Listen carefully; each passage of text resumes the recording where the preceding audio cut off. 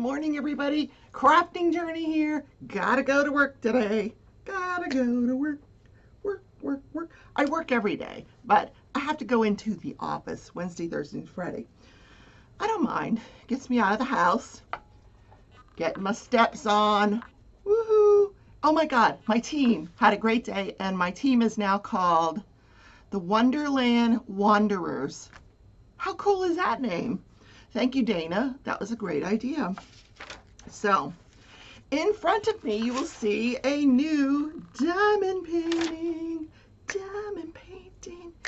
Diamond painting. Yeah. So, I kitted it up. I will put a link to the unboxing here that I did last night. It's a Sherry Baldy. This is a picture of it. Look how cute. Yes. So, I think what I'm going to do is start in this area here. Just because the size of the painting, it goes this way, but it fits the drafting table pretty well this way without me having to roll it up. I took the plastic off of it because I didn't like the fact that the air was getting under the glue. So I put release papers on it, and someone asked me where I got my release papers. Those were a gift to me by a subscriber, but I believe they came off of Amazon. I'm going to ask her today for the link, and if I get it in time, I'll put it in the description. If not, it'll be there tomorrow. So we're going to start in this corner. Oh my God, it's so pretty. And these you can use like over and over again, these release papers. Very, like you only have to buy them once. All right, what colors do we want? I think I might do the border first, the black and white border first. So I need the 310, and this is a round painting. Yay!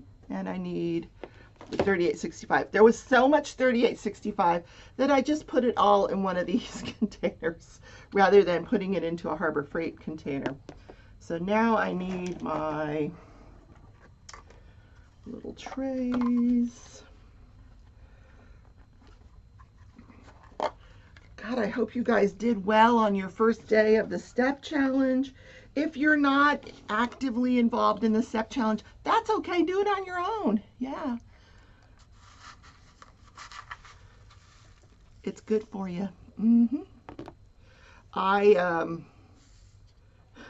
took Tootsie for a walk yesterday. She didn't want to come home. I was done with the walk. She wasn't. She wanted me to keep going. But I talked her out of that. Okay. Let's do the multi-placer. I should have cleaned the wax in these before this morning, but I didn't. It's not really that old. Well, maybe it is. All right, we'll do wax later. Wax on, wax off. Yeah. This is an 11 placer that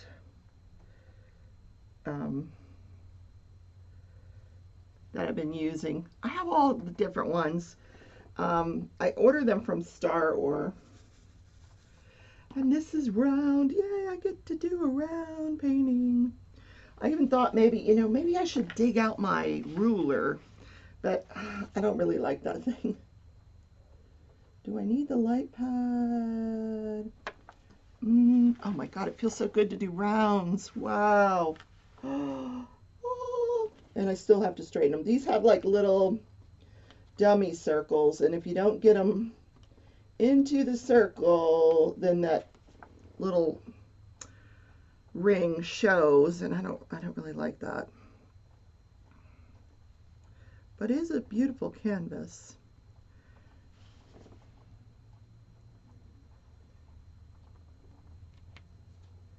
Yeah, I might have to not use this multi-placer because I'm not liking the way that's turning out. Let's go with this because I do want to get those into the circles. This is why I hate dummy circles. And if you don't know what I mean by dummy circle, it's where the symbol is surrounded by a black circle. So if you don't get it centered properly, you'll see the circle, and I hate that. And there's so much 3865 white that I just don't want to see that black circle around it. That would look kind of odd. Oh my God, it's hot in here today. Am I having hot flashes or what? Coffee. Yeah, that'll cool me off, right? I'm crazy. So kitting this up last night was fun because it came with like, 100 of these little bags. All these like little teeny weeny bags. So I didn't open all of them where I had a lot of the drills. I just put some of the bags in here for later. Then what I did was I went through my sparklers to see what I had that I might be able to add to this painting. So I've got the original sparklers that I might add somewhere. I've got some of this pale purple, pale pink, and then I have this. These are real pretty, like a little. I don't know if you can tell. They've got like a pinkish hue to them. These sparklers, really pretty. And these, which I thought would be gorgeous, these mermaid sparklers might be what I put in the bow of her, the bow that's in her hair. So, what else? Is that all? Yeah. Those were the ones that I could find, and I think that's probably sufficient. And I don't really see any up here that I want to add. No. Right here is a little clock. A couple of little clocks. Isn't that interesting? Hi, Tootsie. What's going on, baby girl? Good morning. Want to say good morning? Good morning. She doesn't want me to go to work. No. I know. She really doesn't. She hates it. She hates it. It's like separation anxiety. Yeah. Hi, baby. Okay, go lay down. It's gonna be fine. I promise you. I'll be back in no time. What national day is it? National. I had a few odd ones to choose from.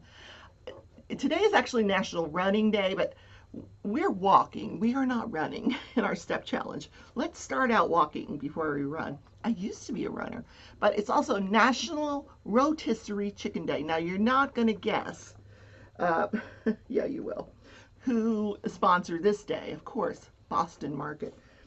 I don't know if they originated the rotisserie chicken, but it certainly caught on. Oh my goodness. And this is where they take the whole chicken and they kind of stab it through the middle, and then it just rotates over an open flame and simmers, and that crust gets nice, and it protects the chicken, and it stays nice and moist.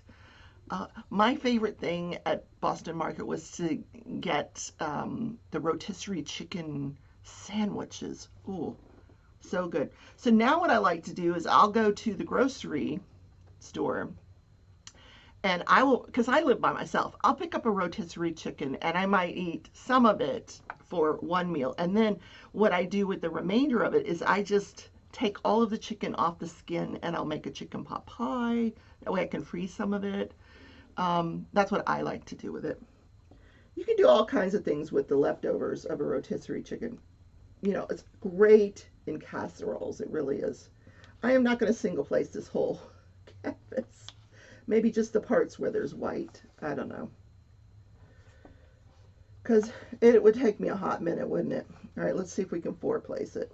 Maybe the dummy circles won't come out that way. Yeah. All right, four placing it is. Four placing. That seems to work. If I'm really careful, I can get them into the circles.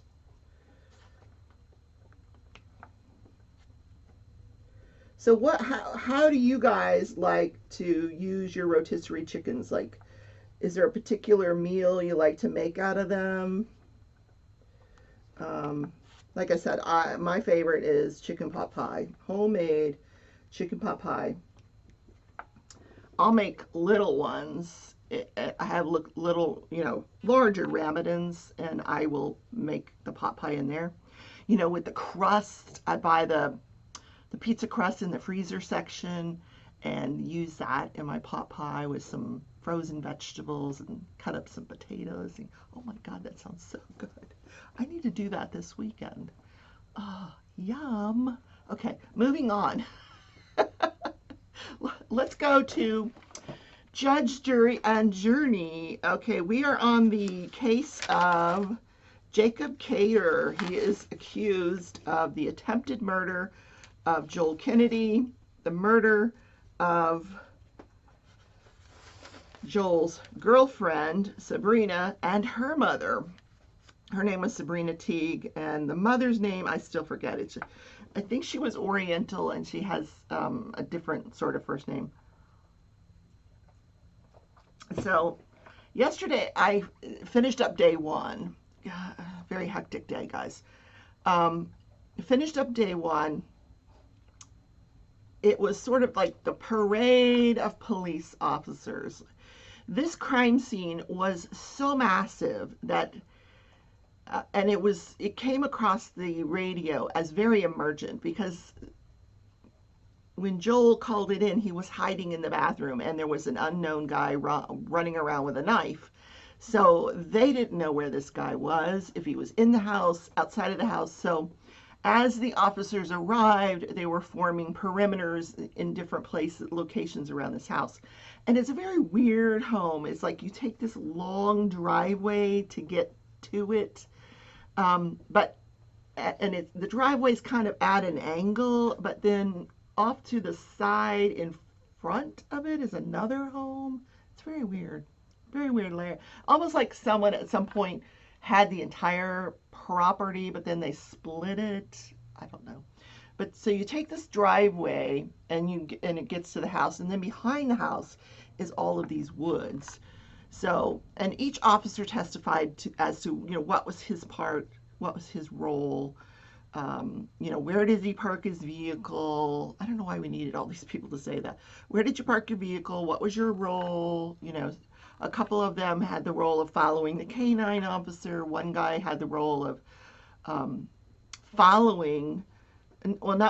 accompanying once they got Jacob Cayer into custody, because as you recall, the canine found him hiding in the woods in the back of the home, which was north of the home.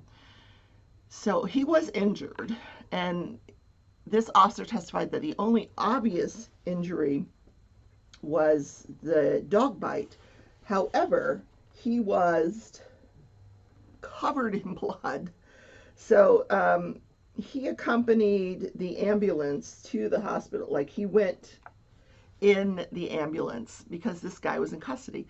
And he said during the ride, the guy was mumbling incoherently. Like, he was just saying stuff that did not make any sense.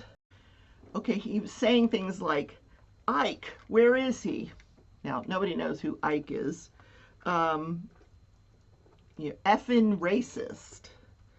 Why didn't you kill me? Like, all these weird statements that made no sense. He said it was just gibberish. He was yelling and screaming and just babbling incoherently. So he collected the clothing of the defendant, which was obviously, it was so soaked in blood that he testified that when they got it back to the evidence locker, they had to put it into a drying machine. That's how soaked it was in blood. It's disgusting. Let me just look and see what the other officers had to say. One guy found a bicycle to the left of the driveway, which he could tell had been placed there recently. This was not a bicycle that had been there for any length of time. And then later on, during a subsequent search of the property, and very close to where the bicycle was, they found a backpack which had Jacob Rader's driver's license in it. And I'll show you a picture of this backpack with the, um, well, not the backpack itself. It was a huge backpack, and it was a leather backpack. But look at all the contents of this backpack. There's like 3 pictures of all the contents of this backpack. He had tools and hammers and um, railroad spike and duct tape and those plastic ties and like just weird stuff, ammunition, all kinds of weird stuff in this backpack. And in the home, they found a tire iron that had duct tape on it, um, believed to match the duct tape that was found in this backpack.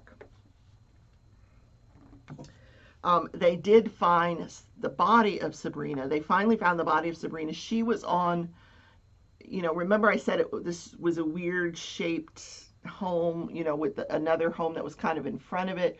Well, apparently she had run, because there was a blood trail, she had run out of the garage through the tree line into the back of this other home, and that's where they found her body.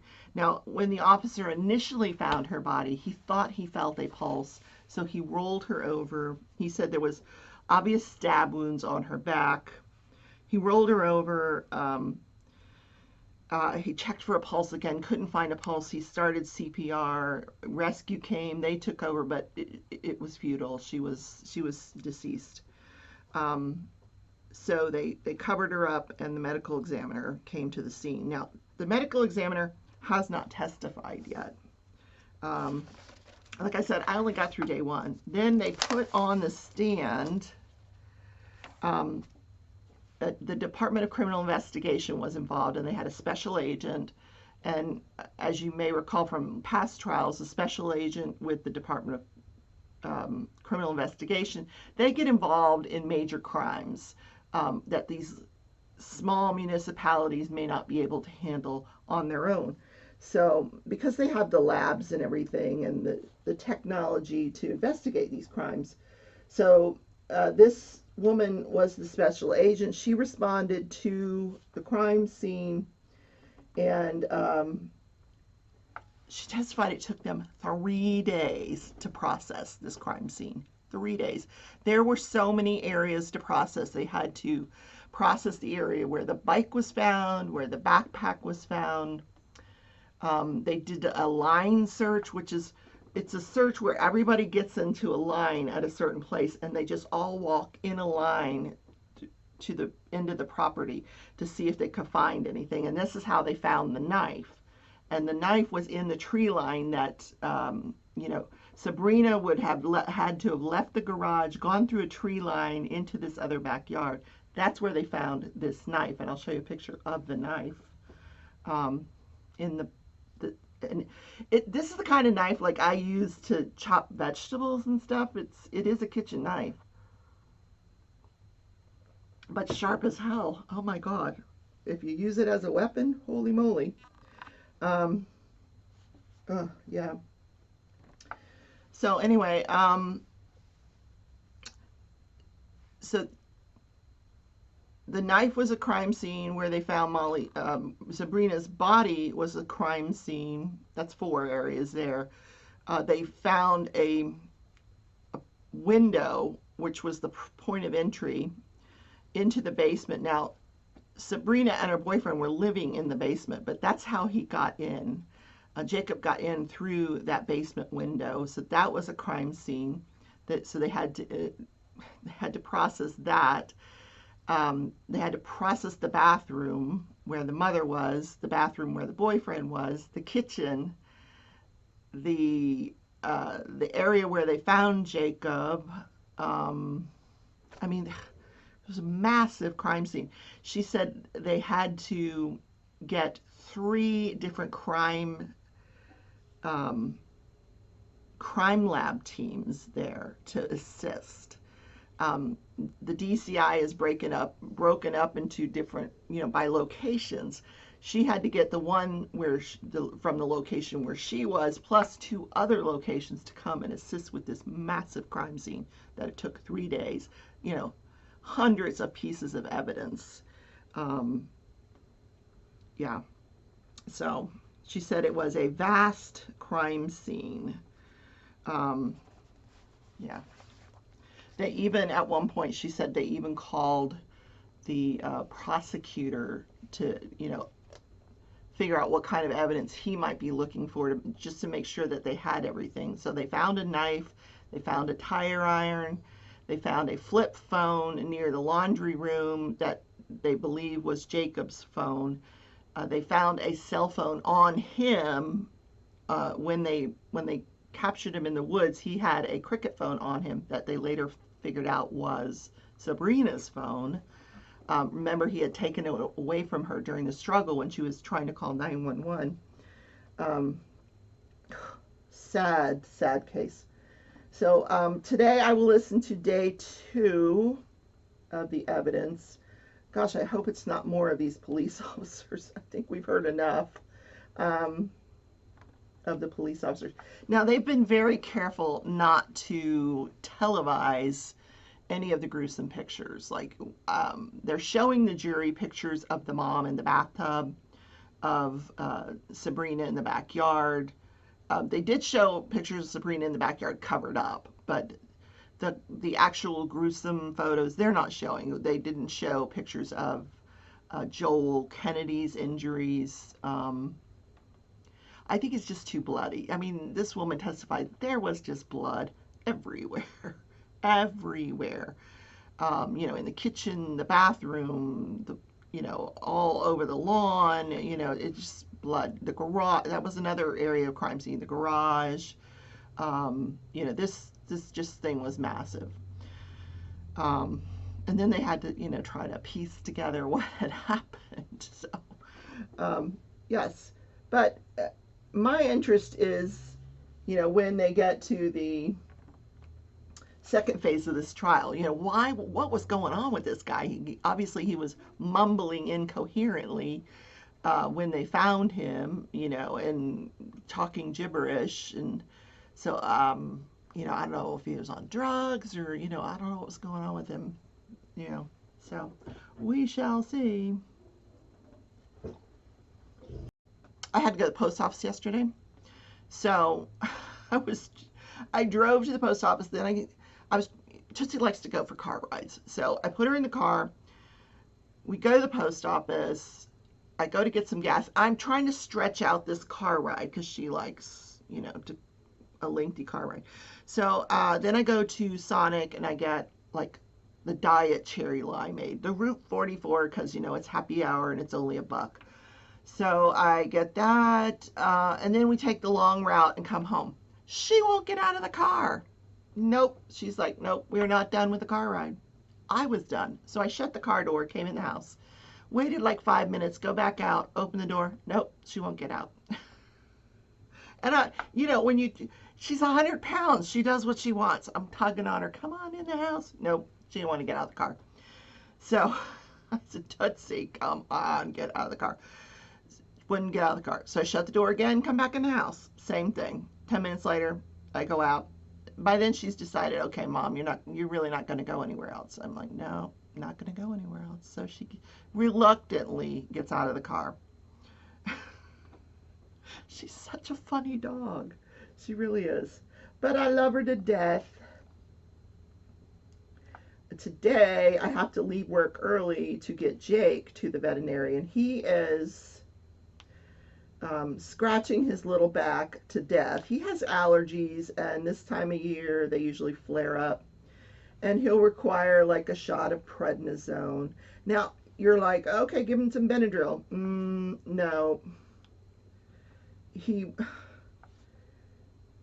knows all my tricks. We've tried putting it down his throat. That doesn't work anymore. Try putting it in a pill pocket. That doesn't work. And he's wise to it. He'll eat around the pill. He knows. I cannot get a pill down him. Yeah. So I'm going to take him to the vet today, get him his rabies shot, get him a shot of prednisone, I guess, and then he'll feel a little bit better. I don't even know where he is. He's not in here. Oh, he's sleeping somewhere. I don't know why he's not in here today. he won't even sleep in the bed with me at night anymore. For the last maybe month or so, he just wants to sleep under the bed. I'm like, okay, fine with me. Whatever floats your boat. You know, I would say that he's coming to the end of his life, but he's such a happy little guy. He really is. Um, just don't mess with him. He don't want to be messed with. Don't try to get any pills down him. If he's scratching, just let him scratch. You know, don't stop him. Weird dog. Weird dog. I just want to sit here and diamond paint. I don't want to go to work. But that is what pays the bills. Duke is barking. You better go find out what's going on. What's going on? Baby. Yeah, Duke is our neighbor dog. He's a big old Marmaduke dog, you know, bigger than Tootsie, like way taller than Tootsie. And when he barks, like Tootsie has a really mean bark. This guy barks even louder than Tootsie, which is kind of funny. All right, so this day in history. This is an interesting story. 1985. This is probably one of the very few instances where there were serial killers that worked together. Like, that is super rare. And on June 2nd, 1985, Leonard Lake is arrested near San Francisco, California, ending one of the rarest cases of serial killers working together. So Lake and this guy, Charles, they met in the military. Charles had been in some trouble, had been in Fort Leavenworth. They were not nice guys, these guys. So their favorite book was The Collector. Now, I've not read this book, but it's a book written by John Fowles in which the protagonist kidnaps women solely to keep them in his possession. Like butterflies, he collects as a hobby. So they created this Operation Miranda because Miranda was one of the characters in the book, and they started kidnapping women, and they had this cellar where they kept the women, and they tried to brainwash them into being their sex slaves. But eventually, you know, they would kill them. They also killed some other individuals along the way. So when this guy Lake is caught, he takes a cyanide pill. Was it cyanide? Yeah, a cyanide capsule, and kills himself. Yeah, he wanted no part of this. You know, the arrest part. Oh my God, what the heck is that? They're advertising dunkingly delicious, delicious Bailey, like this thing of Baileys with ice cream, whipped cream, a straw, and 2 mini donuts. Oh my God, that looks so good. Boy, these commercials can grab my attention, can't they? Oh my goodness. So this guy Lake, he goes on trial. It's like one of the most expensive trials in the history of California. $11 million is spent trying this case. The case lasted 4 months. This guy, Charles, talks the judge into letting, you know, he says, you know, I want to testify. And when he gets up there and testifies, he said, you know, it was all the other guy. I was just following him. He brainwashed me. The jury didn't buy it. He was convicted, and he was sentenced to death in 1999. But he remains on death row in San Quentin to this day. Yes, he's still around. Wow. I guess the other guy didn't share the cyanide pills. Too bad. Would have saved the state of California $11 million. Look, I finished my first little white section. I love the way this whole painting is surrounded by this border of black and white. It's very cool. It's going to look really cool. So that is the show for today. Tonight I am doing Craft With Me Wednesday at 6 p.m. Central. Tonight we're going to get the loom out. I'm going to do some loom knitting. I have started a hat eons ago. We're going to work on that. I'm going to work on that. And we'll just chit chat in the, and have a little fun. Yeah. So come join me. Guys, I will stack this up. We will put this away. I'm going to have to clear it up for tonight's Craft With Me Wednesday. We're going to put this back on. My pen is stuck to it. There we go. And I will see you tonight or tomorrow in the morning show. Bye, everybody. I love you. Happy stepping. Bye.